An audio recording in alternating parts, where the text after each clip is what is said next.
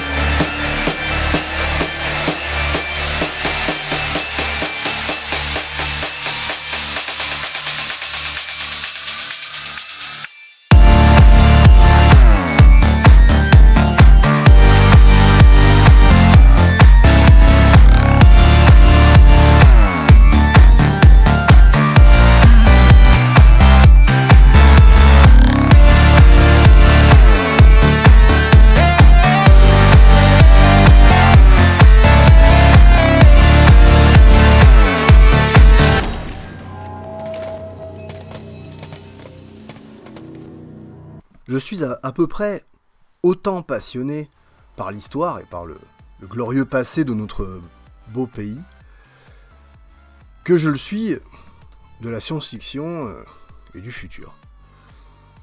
Et il m'est venu cette réflexion, après m'être fait traiter à maintes reprises de passéiste. Il apparaîtrait que nous, les royalistes,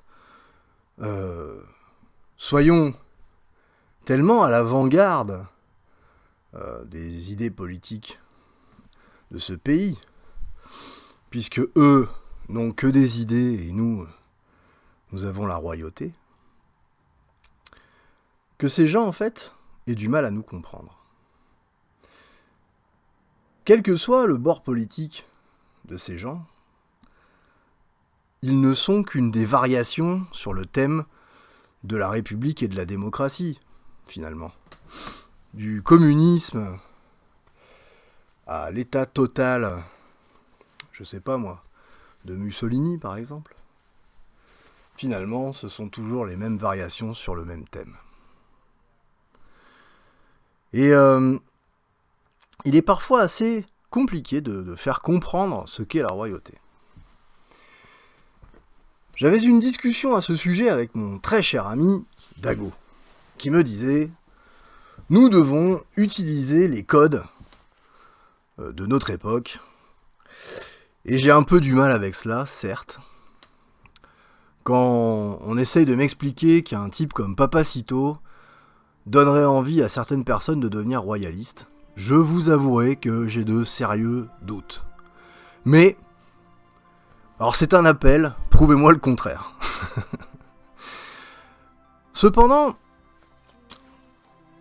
comme je vous le disais, je suis un très fervent consommateur de science-fiction. Et pour bien vous prouver, enfin, pour vous donner cette idée que les royalistes ne sont pas des passéistes, forcément, imaginez-vous de fiers vaisseaux spatiaux de la marine royale française, cinglant les étendues du vide intersidéral vers de nouvelles planètes, comme des Lapérouses. Non, décidément, le royalisme ne peut être passéiste. Et bien sûr qu'il tient à nous, en tant que royalistes, de savoir prendre la balle au bond, finalement. Le progrès technologique, la haute technologie, est souvent mise en face de l'hyper-industrialisation. Si vous regardez un film comme Blade Runner, alors le vieux ou le nouveau, hein, on voit très bien que le cyborg va très très bien avec cet univers un peu à la cyberpunk. Pour ceux qui connaissent les romans de Gibson, par exemple. Hein, on est en face d'auteurs de science-fiction qui nous ont décrit ces mondes avec ces méga corporations. Hein, c'est très très proche de ce que nous vivons à l'heure actuelle. Et les gouvernements dans ces mondes-là n'ont plus du tout aucune importance. Ce sont les méga-corpos qui dirigent le monde. Les guerres se font de méga-corpos à méga-corpos. Ce que l'on voit maintenant avec les proxy wars. Voilà. C'est ça donc la science-fiction que l'on nous propose. Il est très rare que l'on nous propose la science-fiction avec une vue royaliste. Une vue saine de l'hypertechnologie. L'hypertechnologie ne veut pas forcément dire surindustrialisation. Alors effectivement, les seuls exemples que nous ayons sont des exemples du passé. De la Côte de Maille, du 11-12e siècle, jusqu'à l'armure parfaitement articulée et parfaitement ajustée des derniers chevaliers du 16e. Bon, on a fait des progrès technologiques. Bon, je vous donne juste un exemple avec l'armée, mais il y en aurait certainement d'autres, mais le propos n'est pas là. Le propos est de dire que une royauté, empreinte qu'elle est d'équité et de mesure, dirons-nous, n'est pas antinomique avec la haute technologie, bien au contraire. L'éthique et la morale seraient là comme des garde-fous aux dérives de l'hypertechnologie. Nous parlons de transhumanisme, de clonage, d'OGM,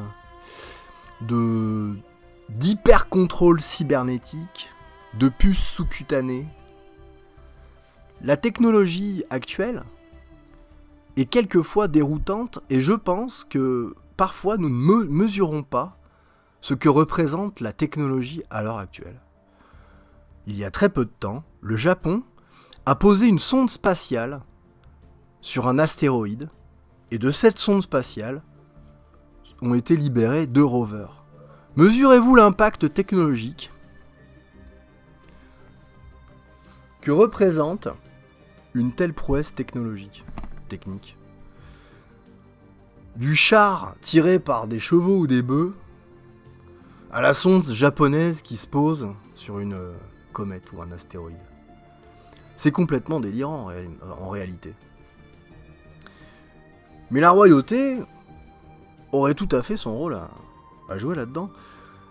Et je me suis amusé à regarder un petit peu ce qui se faisait en matière de science-fiction et à y réfléchir tout simplement. La royauté n'est quasiment jamais évoquée. Jamais. À part une fois, si je me rappelle bien, dans un film qui s'appelle Jupiter Ascending. Ah oui, alors on m'a reproché mes anglicismes lors de mon dernier truc. Mais moi, en fait, je suis de culture française, je suis français, je suis chrétien et je suis royaliste. Par contre, lorsqu'il s'agit d'écouter un film produit par des Amerlocs ou des Anglish, le doublage en français est particulièrement pourrave, hein, donc je préfère l'écouter en anglais.